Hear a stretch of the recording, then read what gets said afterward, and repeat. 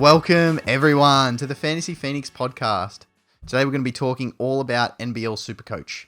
Couple weeks in, we now have had our first price rises and price drops, so getting a little bit more of a lay of the land for the brand new game. So let's dive in and review round 2. We had a decent score, all things considered, and we only dropped down to rank 257 from 71st, I believe we were last week, which could have been much, much worse, as we're about to find out. First and foremost, though, best wishes to Tyler Cook. Obviously not a great incident, and hopefully he's back on the court dominating again soon. We were, unfortunately, one of the many coaches that not only had Cook, but also had the C on him. Very, very unfortunate. His matchups, he was primed to dominate, especially against the Hawks, but it is what it is. We move on. Still a long, long way to go in the year. Looking at the rest of the team, though, Cummings was a fantastic starting pick. Still lowly owned, dominated, and was the second highest scoring player for the round. Clintman was also absolutely awesome, but on the bench, unfortunately for us. McDaniel was a great upgrade from Henschel, both from a points and cash gem perspective. In hindsight, though, we probably should have gone for Sobey or Doyle over Valentine. He was pretty popular. The skill set was there. Nearly triple-double round 1. Kings had the back-to-back, so not a bad call. And definitely not as big an issue as it could have been. But obviously, hindsight we always need to look at in these fantasy games. So in some breaking news, the NBL has just released a statement in regards to the Baines incident last week.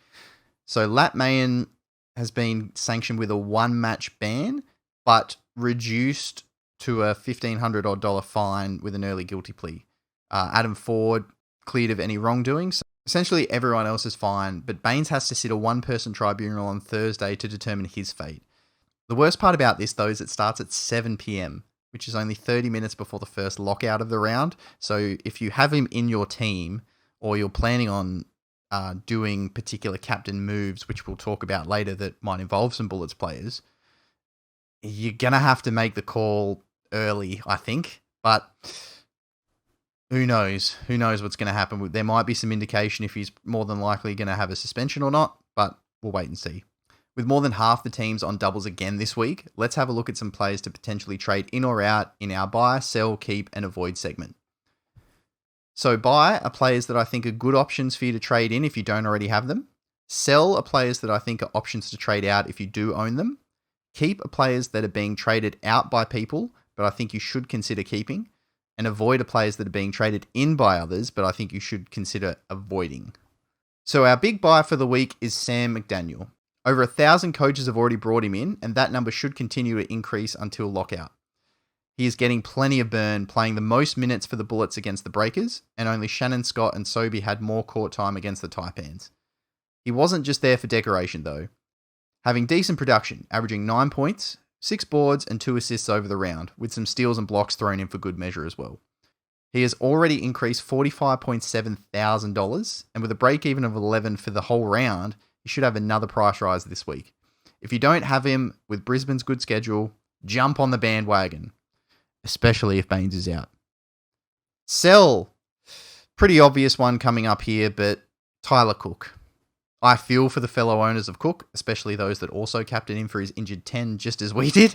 As of recording right now, there is no word on whether he will suit up this week, but both Big Sauce and Gorjak Gak have returned to the main training group. So Cook's days are numbered either way. Sauce did say on overtime that he is aiming to suit up on the weekend, but whether he does, and even if he does, the amount of minutes and impact that he can have is still very questionable. So unless we get some concrete word that Williams and potentially Gak are out for the round 4 double, it's time to say farewell to Cook. Keep Denzel Valentine. Many coaches in the top 10% of the competition have decided to make the move on Valentine already. I'm not so sure though. Don't get me wrong, if he's the worst player in your starting lineup and it's a way to get a Cotton, Doyle, or Sobey, I'm all for the move. He's ticking along and I think he still should get better as the team builds chemistry. He fouled out against the Sixers and has had 3 and 4 fouls in his other 2 games. So like new imports to the league, he is struggling a little bit with the officiating. Hopefully that can settle down a little bit though. He can get more in the groove and produce more points. He does have his burst, though, like the 21 SuperCoach points in a half. But if he can piece it all together for a full game, he can definitely still be of use for one more week on this double.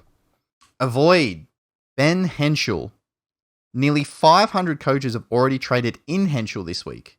I don't necessarily think that's the right call. Despite playing one of the best debut games for an Aussie in NBL history, John really still wasn't giving him many minutes last game. With Ty Webster still to come back into that lineup, the trade probably isn't worth the minimal points or cash gen that Henschel will provide this week, even on the double. Alright, let's take a look at the top 3 captain options for round 3. At number 3, that's a lot of threes there, which is a good segue into number 3, Bryce Cotton. Now, this might be a little low for some.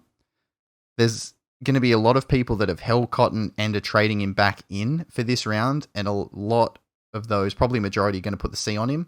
So this is definitely the safest captaincy call, I feel. If you have him or you are bringing him in, you probably should captain him. He does have a bit more offensive support around him this year, which may put a cap on his ceiling a bit. And he is going up against the 2 championship favourites this round, but he is still King Cotton, and this is still his league. At number 2, we've got Nathan Sobey. Now, if you look at the previous season history for Nathan Sobey, he doesn't necessarily have the best record against his opponents this round. It doesn't look too great. But this is a rejuvenated Nathan Sobey with much more facilitating around him. The asterisk here is if Baines misses any games due to the incident last week, whether it's 1 or 2 or 0. If he does, Sobey will only have more offensive responsibility, and hopefully that'll equate to some nice SuperCoach scores for the round. Number 1, Milton Doyle. The man is in some serious form and playing 2 teams that have given up a lot of points to guards.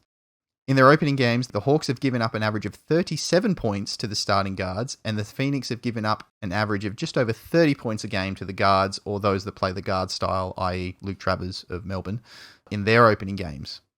Now, I was in the building for both of the Hawks games so far this year, and they have not really got a handle on the whole defense thing just yet, especially against the Phoenix.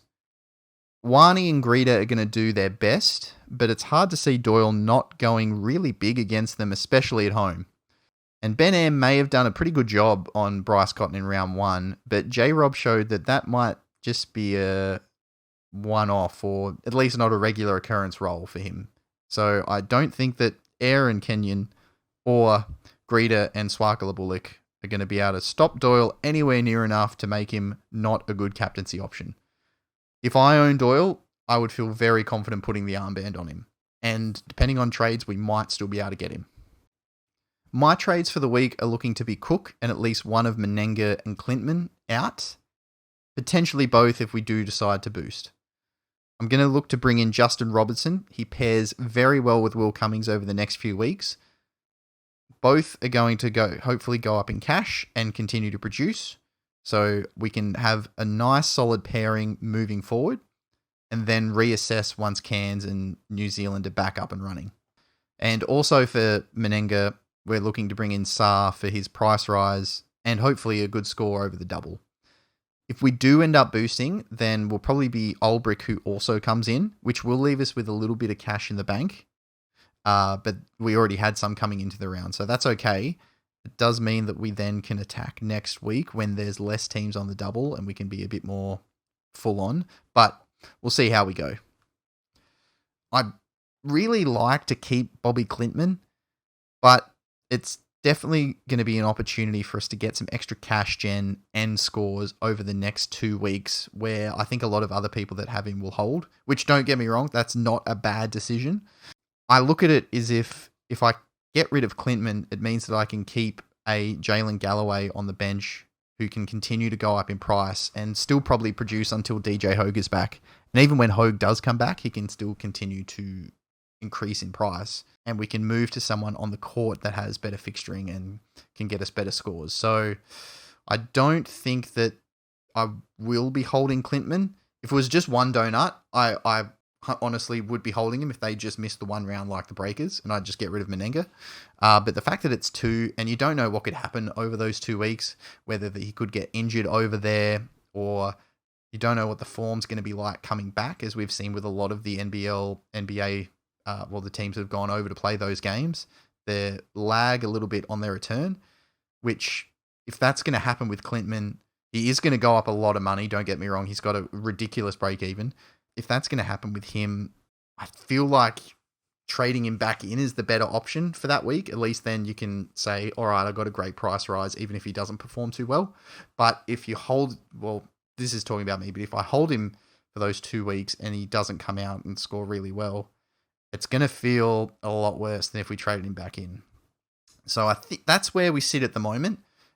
Things could probably change. There's still ways that we can either get a Milton Doyle or a Sobey as well as J. Rob and move Valentine to the forward spots.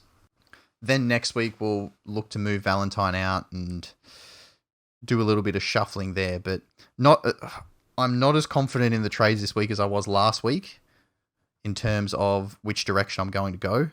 At this stage, I can say confidently Menenga is gone, Cook is gone, J. Rob comes in, and Saar comes in. The rest we're going to work out, but I'll hopefully have a little bit more information.